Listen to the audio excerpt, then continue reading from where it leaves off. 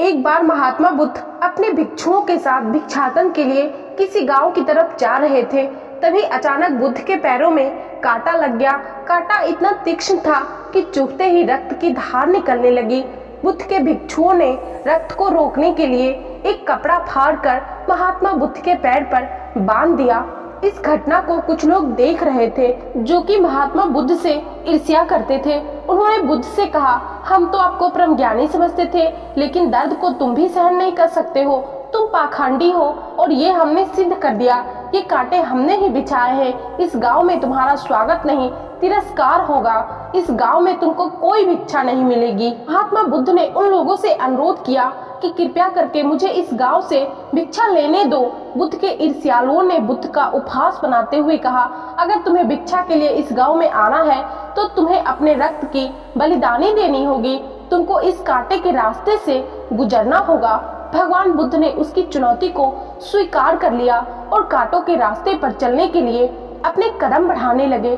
बुद्ध मुस्कुराते हुए कांटों पर चलने लगे। बुद्ध के साहस को देखकर गांव वाले चकित रह गए। कुछ लोगों की आंखें फटी की फटी रह गई। गांव वाले सोचने लगे कि बुद्ध भिक्षा के लिए दूसरे गांव में जा सकते थे, तो फिर कांटों पर चलकर क्या साबित करना चाहते हैं। गांव वाले महात्मा बुद्ध के संदेश को इतनी जल्दी नहीं समझ पाए। यहाँ पर बात भिक्षा की नहीं बल्कि जीवन को बदलने की थी।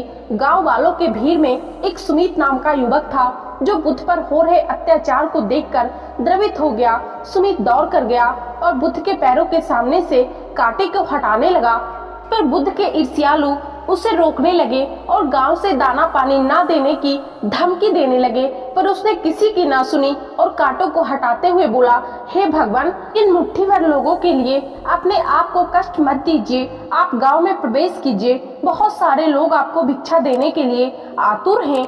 बुद्ध ने सुमित को अपने पास बुलाया और आशीर्वाद देने लगे। वह पीछे हट गया और बोला, हे भगवान, आप मुझे छूकर अपने आप को अपवित्र और दूषित ना करें।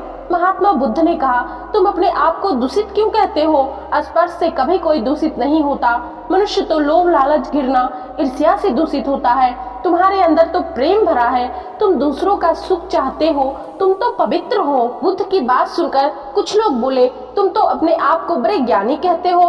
तुमको जाति का कोई ज्ञान ही नहीं। तुम पाखंडी हो। बुद्ध बड़े ही शांत स्वभाव से कहते हैं, मानव से मानव की मानवता छीनना पाखंडी की निशानी है। मुझे पाखंडी बोलकर यदि आपको संतोष मिलता तो मेरे लिए दुख का कोई विषय नहीं। कुछ लोग बुद्ध पर बरस पड़े, परंतु यह तो धर्मशास्त्र है, फिर यह पाखंड कैसे हुआ? महात्मा बुद्ध कहते हैं, हमारी उत्पत्ति इस सृष्टि में हुई है। नदियों का पानी सभी का समान रूप से प्यास बुझाता है। खुले जंगलों की हवा भी भेदभाव नहीं करती। खुला आसमान हमारे पिता के समान हमारी परवरिश करता है। सृष्टिकर्ता ने कभी कोई भेदभाव नहीं किया। फिर हम इंसान कौन होते हैं भेदभाव करने वाले? मानव मानव में भेद करके अपने संबंधों को बिगाड़ता है। महात्मा बुद्ध के वचन के बाद कुछ लोग कहते हैं, अगर आप इतना ही कहते हैं तो इसको अपना भिक्षु क्यों नहीं बना लेते? बुद्ध ने कहा, अच्छा सुझाव है। अगर ये चाहता है कि ये मेरा भिक्षु बने तो ये भिक्षु बन सकता है। बुद्ध के आमंत्रण पर सुमित पहला नीच जाति का बौद्ध भिक्षु बनता है। इस पूरे विवरण में केवल सुमित का जीवन बदला, शेष सभी लोगों का जीवन रूपांतरित हुआ। तो महात्मा बुद्ध की इस कहानी के माध्यम से मैं सिर्फ इतना बताना चाहती हूँ कि हमें कभी भी किसी भी जातिवाद में नहीं पड़ना चाहिए। हमें वर्ण भेद में नहीं पड़ना चाहिए, क्योंकि कैसा जाति? हम सभी को भगवान ने बनाया है। हमारा रक्त एक जैसा है, तो फिर भेदभाव क्यों? इसे महात्मा बुद्ध की ये कहानी आप लोगों को कैसी लगी? कुछ सीखने को मिली तो कमेंट करके जरूर बताइएगा और वीडियो को लाइक जरूर कर दीजिएगा। और यदि आप लोग चैनल पे नए हैं तो चैनल को सब्सक्राइब करके बेल नोटिफिकेशन जरूर प्रेस कर लीजिएगा, ताकि हमारे चैनल पे आने वाले अगले सभी वीडियो का नोटिफिकेशन आप लोगों को मिलता रहे। मिलते हैं नेक्स्ट वीडियो में, तब तक के लिए धन्यवाद।